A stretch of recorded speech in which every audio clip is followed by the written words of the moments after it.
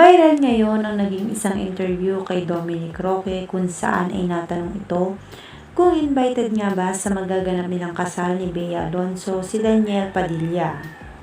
Sumagot naman si Dominic Roque at sinabing si Catherine Bernardo lamang ang imbitado rito. Paglilinaw pa ni Dominic, taong 2020 pa sila hindi nag-uusap ni Daniel. Matagal na rin daw ang panahon na hindi sila nagkikita.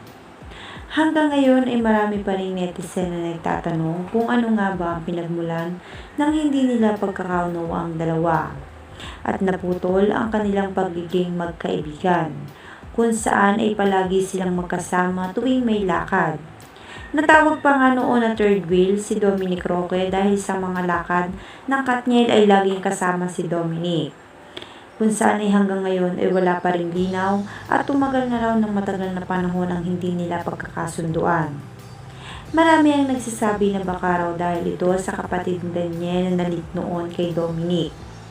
Marami naman ang nagsasabi na dahil daw ito kay Bea Alonzo kung saan hindi daw sang-ayon si Daniel Padilla sa relasyon ni Bea at Dominic noon. Sa ngayon naman ay marami ang nag-iintay sa magiging reaksyon ni Daniel Padilla sa naging panayam na ito kay Dominic Roque.